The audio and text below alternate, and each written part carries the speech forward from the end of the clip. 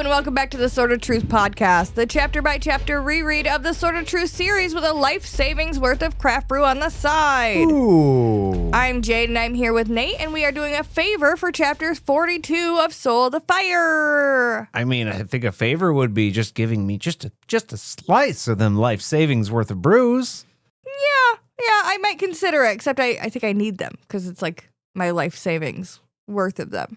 I mean, just a little bit. I don't know, man. Like, for example, if you had gold, I could just use, like, maybe a handful of silver, and that would be enough. That would be enough, don't you think? Maybe. You don't sound like I've convinced you. You know what? I will work on it. Get back to you. Okay. I'm going to keep drinking my life savings worth of craft brew in the meantime. Mine. Mine. Wait, since we're married, do I get, like, part of yours? I mean, kind of. I think it's kind of in the 401k.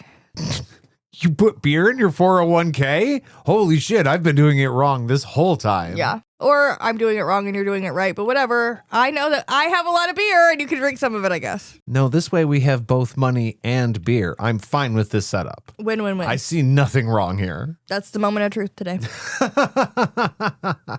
So, on last episode, there was another feast. I'm still full from the last one. I don't understand.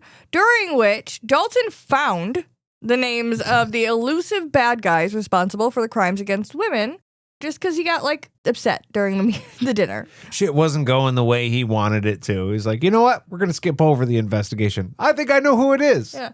Stein started shouting about witches. Yeah. And so he went ahead and just was like, okay, fuck this. We're done. We're going to close everything down. No more witch talk. We're done. And if Stein fucks up again, he is so done. Yeah. Head in a basket. In this episode, though, Fitch and Morley head to see Dalt.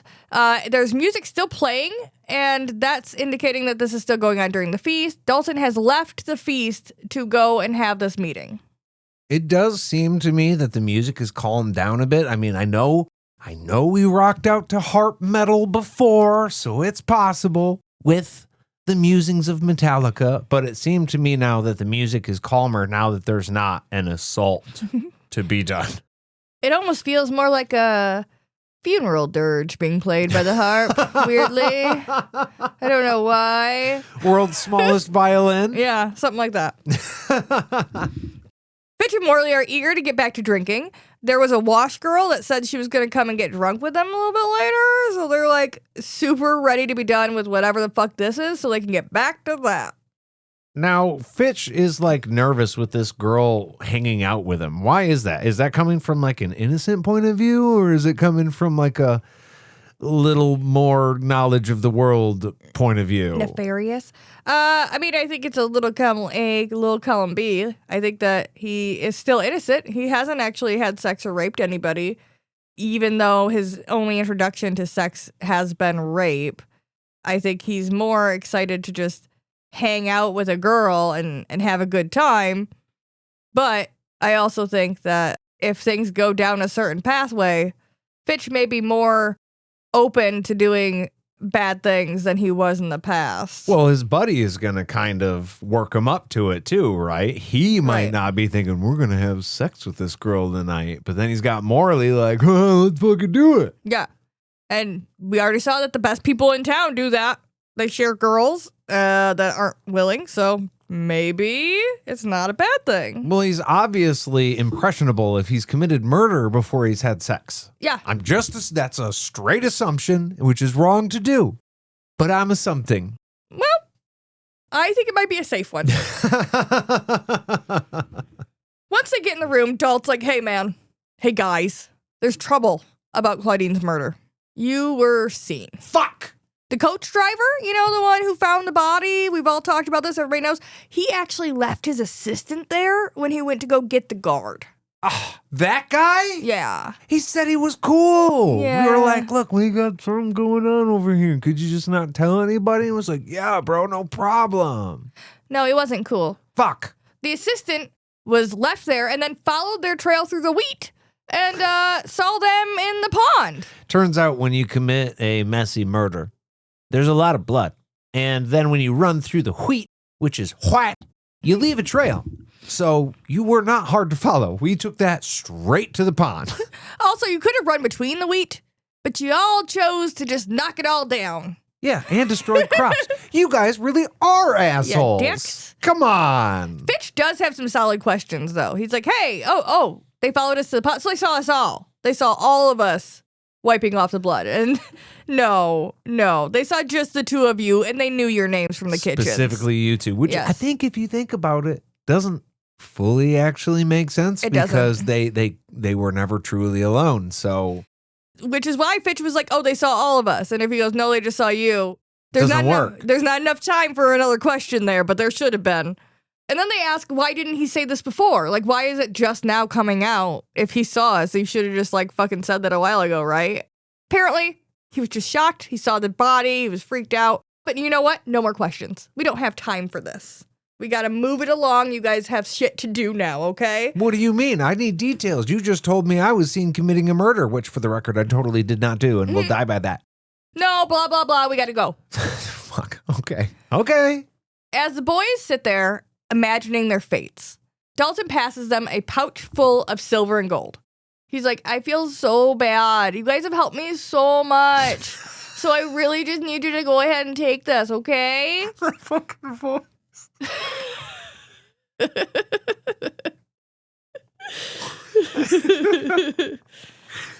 I feel so bad, don't you know? I don't know. I was not prepared for that. Like, you guys have been so cool. Why did I go to work for you? He also tells them, hey guys, you did the bad thing with Claudine, but you didn't have to rape Beata. Everybody thinks you raped Beata. And Fitch is like, I didn't fucking do that. Of course I not. didn't fucking do that. But Campbell's like, hey, that doesn't fucking matter. We're past that shit, dude. Yeah. We're past that. Whether or not you did that, you were seen at the scene of the crime doing an evil, awful fucking thing. So people are going to just easily assume you're doing other evil, awful things. I hear you, and I hear that I see you're giving me money, but I also just heard you say out of your goddamn mouth, Dalton, that I raped Beata. And you know what? We both know that didn't happen. And Right. We're in a secret little room here, and that was fucked up. That was fucked up that you just said it that way. I'll let some other stuff go, but you shouldn't say that to me when you know bold-faced I watched the other fucker do that. Yeah, No. I kind of want to be amicable because you're handing me a huge sum of money right now, but at the same time, you and I both know I didn't do it. You dick. Asshole. He explains, because the witness is an Ander, their word means absolutely nothing in this case. And the public is not going to listen to any fucking reason. So it doesn't matter what he says. It doesn't matter what anybody else says. They're going to be held responsible for this. They need to get away now. It's time to go. Yeah. You should have been gone yesterday. In Yeah. fact, we talked about this a couple of chapters ago. You should have been gone way before now. Your red hair is super obvious. You guys got to get. Oh, we're talking about the murder. I thought you were just talking about his red hair. You know how they feel about red-headed folks around Yeah, you here. got to get. Gosh. Go on, get. He's giving them his life savings to do this. Oh my God. Is this the fucking old Yeller scene where Dalton's like, go on, get out of here. Go on, get. I don't want you anymore. Yeah, he's saving their lives. Oh, Even though they're such loyal dogs. nothing but a loyal dog. Yeah. But he's giving them his life savings to do so. And, this is just so he can sleep at night. He's just a good guy. I don't know how I could live with myself knowing I didn't do everything to get you out of town safely. Yeah. He couldn't do anything else. Believing that Campbell is their savior because of this, they gratefully accept the money and his advice to buy horses and run. They're like, oh my God, you're so cool. The fucking bit about not stealing the horses, spot on. Look, you guys have to absolutely maintain an extremely low profile. It was a little ironic to me because I was like, now you're on the run from the law for something you didn't do. But then I forgot about Claudine.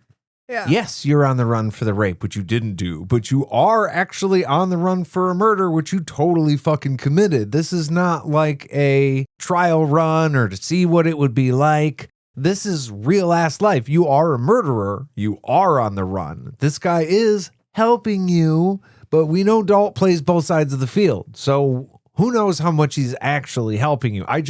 It's all set up in the most perfect way for reasons we'll get to in a bit.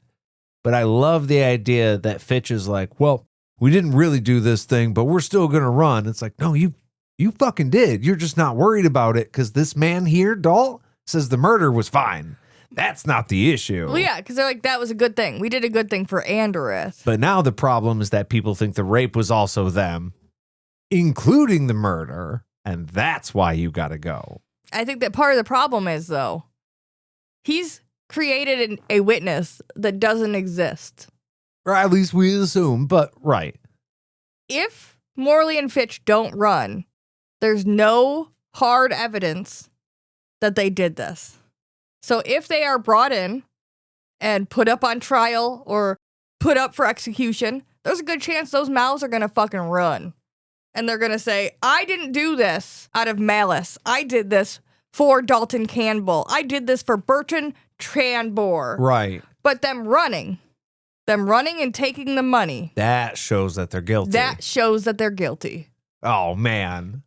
So really, Dalt's not doing this to help them at all. I mean, fucking surprised, right? But he's doing it to get them away so that if other people have a hard time catching them, which I'm guessing he actually does hope is the case. Yes, he doesn't want them caught because they will probably talk. Yeah.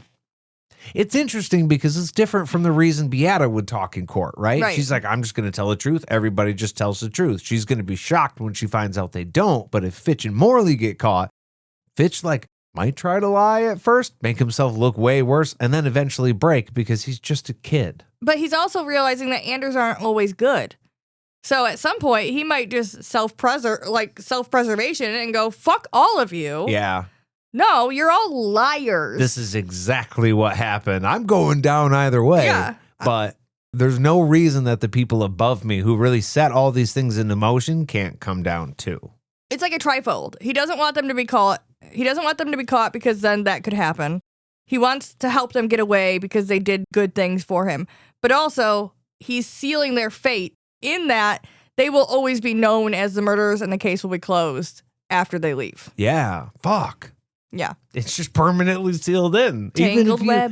Even if you try to do the right thing right now, you're fucked. Yeah. Campbell immediately, after all of this, returns to the feast and briefs Bert and Hildy, providing Fitch and Morley's name on a piece of paper as a guilty party. It's revealed that they did steal that money from the kitchen. They took the fuck off. Beata also conveniently has fled at this point, probably from the trauma, And if she ever returns, Dalt is going to handle her questioning, so we don't really have to be concerned about that. This is Dalt telling everybody above him that he is going to personally handle this matter. She is not going to go in front of a magistrate. She will not see the inside of a courtroom. I'm going to handle it. Wink. And wink, what that means. Yeah. Because I, Wink, am Dalton fucking Wink Campbell. Yeah. Wink. Didn't you see? I left for a course of dinner and I came back and it's solved. And we got it done. Yeah. This isn't hard, okay? Hildy demands a public execution. She's like, hey, if all of this is the case, Beata's gone. There's no reason for us to not hang those motherfuckers because she's not going to dispute it. Hang them. And Campbell's like, actually, there is a reason. The mother confessor makes things a little risky. Okay? Pretty big fucking reason. Okay. We already went over how we do not want her getting in this mix. Yeah. It is odd to me that as a reader, I keep forgetting all of this is happening within the Midlands. This is all under Richard's and Kaylin's jurisdiction until this line comes up. It's like, hey, the confessor could come down on us. That's a fucking problem, guys. It's just part of a larger story going on and a larger empire that they are not all in control of. And this dude has this much power. Yeah. In Anderith. Mm-hmm. But if fucking Richard knew this shit was going on, I mean, he's going to do a whole council of elders about it, right? Some people are going to fucking die. He's already done it to people who I took to be way above these people. Because if you're dealing with the Midlands Council, That's like our federal government. The Anderith people are like the state government. I just think that Kaylin might have a little bit more argument because she'd be mad at the people for the miscarriage of justice here, right? But Kaylin seems to really, really argue for people to be able to do whatever the fuck they want in their own fucking town. So if they're all just fucking being corrupt to each other and being shitty little people, maybe it's fine as long as they're not fucking up the Midlands. Whatever. Right. But also murder. She doesn't like murder, right? But murder and like rape, we saw what happened at Ebonicia, right? Yeah. She ain't playing about that right now. That's true. That's And true. This is a fucking child we're talking about. So That's on top true. of that, she's not going to have mercy for whoever did this. That's true. And I would just I would hope that it would be a Council of Elders situation. Like, all right, who fucking knew, who fucking helped, and who heard and didn't say? Yeah. All of you are about to die. Bop, bop, bop, bop, bop. Well, with that, you know what I think? What's that? I think we're leaving the feast, and I need to say goodbye to the feast with a parting drink. We got to take a roadie, right? Right. Fuck yeah. Right. So, Hey. I took him 10 minutes ago. I'm not even going to lie. My pockets are full of drinks right Oh, now. We should good. probably go, though. I think we need to take a little break and open one of those. We'll be back right after this. Hey, Nate, what are we drinking? Today, we are drinking Berry Stout Lady from a very, very special brewery that Jade and I love very much. This weekend, we actually had a chance to stay at a cabin for a couple of days that some friends of ours own and just chill out, slow down, and relax a bit. It was wonderful. The really great thing about this is it's just a short, hour and a half drive up to Traverse City. So we got to stop at Earthen Ales Hell yeah. and get our hands on Berry Stout Lady. This beer is a raspberry milk stout. That's right. It contains lactose. And it clocks in at 6.2%. Little fruit, little cream, which everybody knows I am a huge fucking fan of. But I am more curious, JD, as to what you think about this beer. I like it. I like the name of it. It's funny.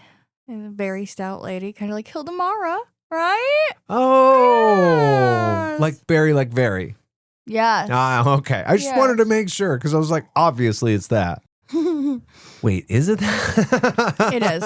I think it is a very nice, smooth stout. It's not too on the end of it or anything like that. It's not too heavy. I think the raspberry cleans up at the end where it normally leaves maybe somewhat of a bitter taste on your tongue. The raspberry sneaks in and cleans it up. It does. I also will say that I usually am not a big fan of fruit in my dark beers, but it's pretty good. This time, raspberries in the back seat. Ah, Fuck It's yeah. not vanilla smoothing it out. It's raspberry. That's right. It's raspberry. No, goddamn it. Raspberry. I knew it. I knew it. Raspberry. Ah. But yeah, I think it's pretty good. I'm going to give it 7 berries. I'm also going to give it 7 berries. Oh my gosh! Fuck yeah. That's so good. This is a stout, and I feel like it might be just a little thinner than your typical stout. And also, I really, really like the raspberry, but with the milk sweetness, I kind of figured it'd be less tart and more of a sweet raspberry, like a candied cherry type flavor. And that's not it either. No. Now, that's my assumption, and it's okay to be wrong. But I think that's what keeps it from an 8, and I think we're going 7 with this. 7 lactoses. I said 7 berries. 7 berries is way better. It is a 6.2%, so it's a little heavier, but still on the light end of the heavy side. Yeah. So it's good. I like it. I'll keep drinking it through the rest of this episode. And we're going to get to that right now. And we're back. I forgot for a second, but we are. You're like, what was he doing over there? What were we Hitting the doing? record What was button. Meanwhile, while Dalton is announcing their nefarious deeds to the table, Fitch and Morley are beginning their escape. They got to get the fuck out of here, okay? So Fitch has a plan for this. He already has it all figured out. He's going to disguise Morley as a messenger to match his own uniform so that they aren't suspicious because he can't be a scullion because everyone's looking for a scullion and a messenger, but not 2 messengers. Okay, so at first I was like, this is a fucking brilliant plan. You know, they're looking for a messenger and a scullion, not two messengers. So now you got two messengers, and they're going to be like, nah, that happens all the time. It's fine. But then it occurred to me, be two fucking bakers. Yeah. Or be two Guards? farmers. Guards is a fucking good one. Of course, guards, people are regimented. So if a guard is doing something he's not supposed to be doing, other guards are going to know that's not what he's supposed to be doing. Postman, then. Postman. Well, that's kind of messengers. Yeah. But there's got to be other uniforms in the supply room, right? Farmer. You're going to buy 2 horses. You're going to get a cheap ass cart and be like, hey, I just sold all my fruit or whatever. We're just heading back to the outskirts and we'll be back next week with more stuff. And then even if they don't like recognize you, which we won't, nobody's going to look at what you're wearing and go, I was looking for one guy like this at the very least. It's a messenger. I had the same thought. I think the only thing that gives Fitch's plan edge over anything else is just that most other jobs that would require a uniform inside the estate would probably not have good reason to leave the estate. The messengers specifically leave. They go give messages and do shit outside. Right. But like if you're changing into a housekeeping outfit or a scullery outfit or most other things, you don't have a reason to be leaving the estate.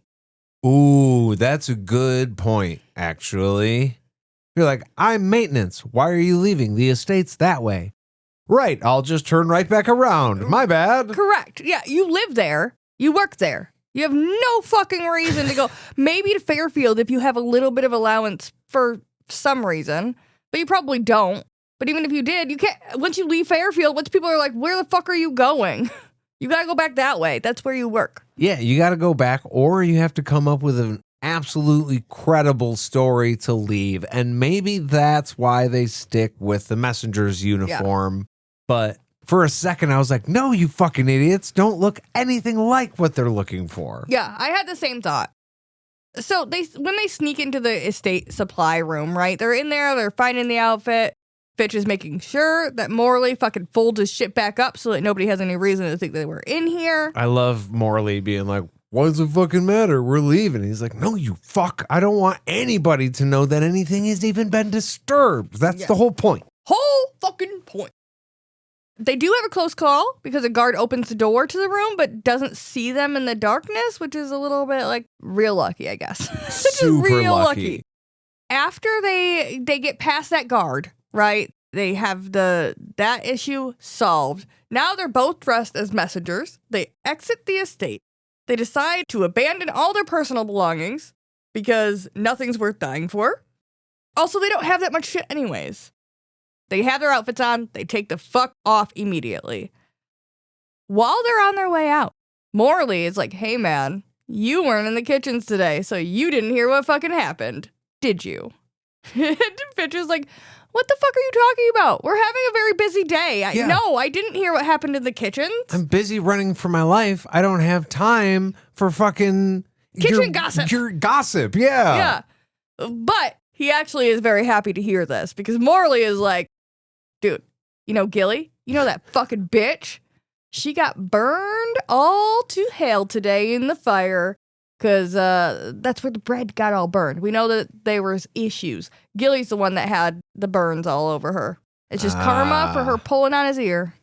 So are we to assume then that Gilly is one of those people that goes around mumbling underneath her breath, super fucking annoyed with her job, which that much of it is understandable.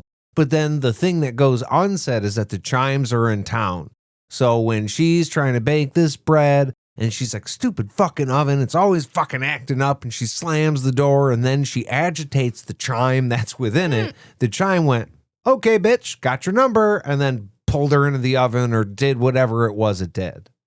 Either that or the fire pretended to be Fitch. And she was like, I gotta go get that ear, and jumped right in there. Go get that ear? I gotta get that Boy, ear. I'm gonna get that ear. I'm gonna get that ear. You've been running around being a messenger. You're actually supposed to be getting your ear got. They have not done one dish since Fitch left.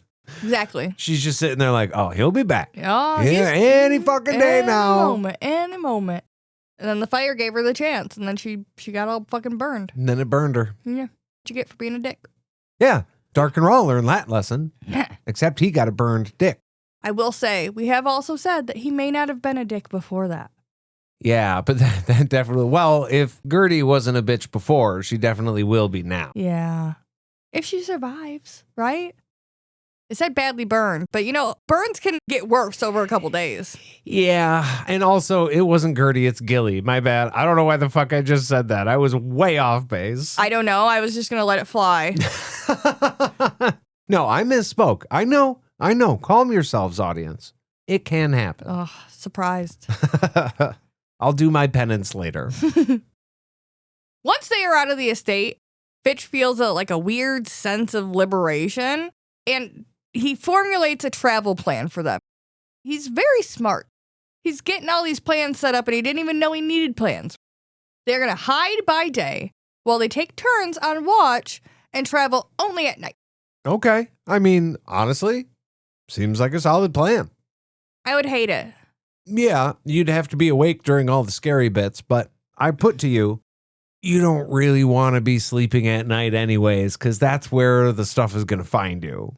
So you actually do want to be moving around at night, I feel like. I feel like it would be super hard to sleep during the day while traveling. Oh, it would be. But I just feel like the things that are all nocturnal and are out and about at night are much fucking scarier. And I'd want to be awake and alert and prepared to do something about it, as opposed to sleeping and then you turn around and there's a fucking jaguar. Or, I don't know. There's a bear? Probably not a jaguar here.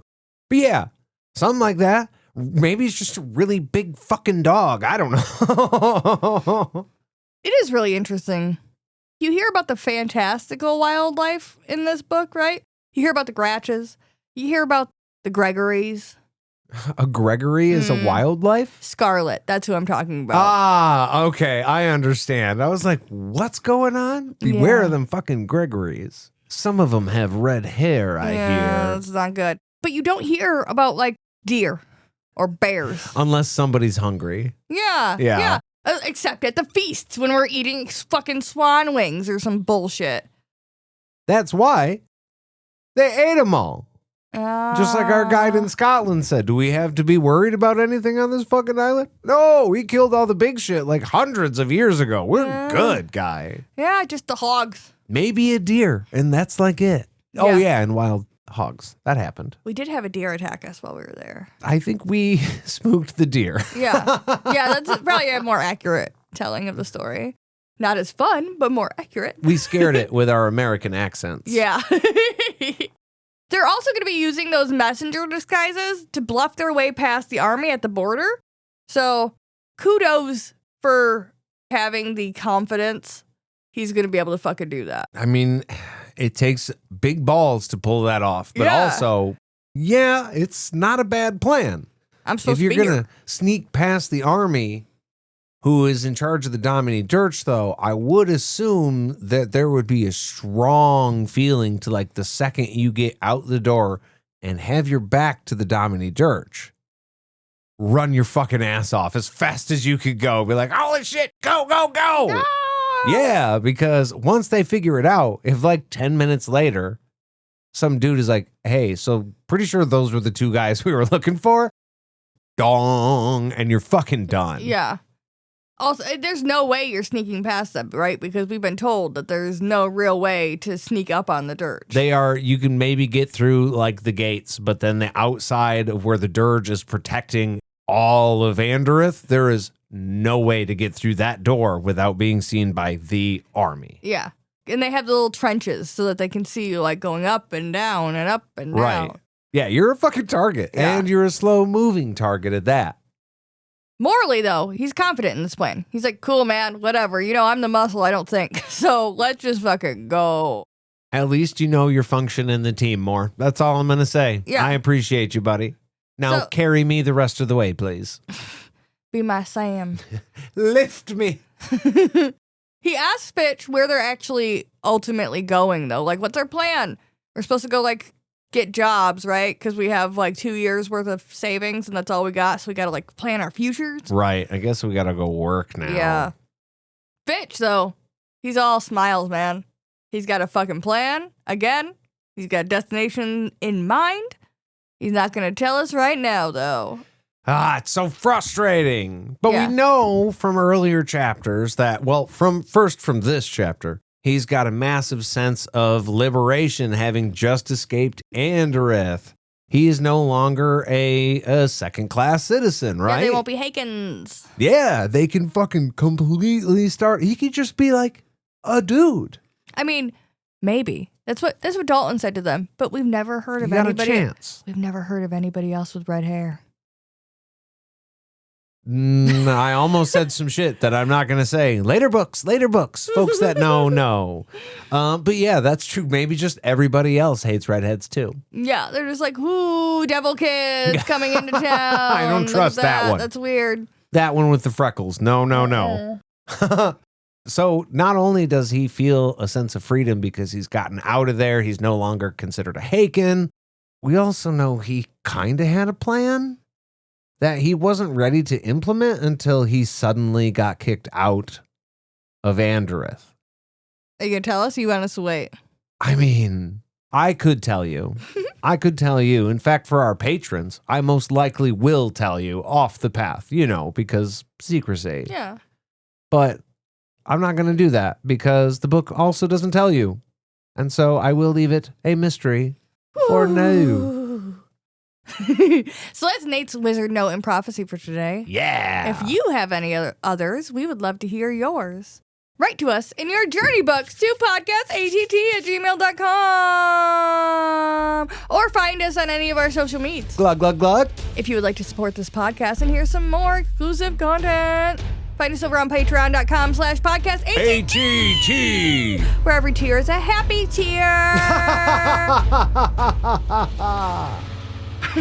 Thank you all for listening. We'll see you real soon. Bye.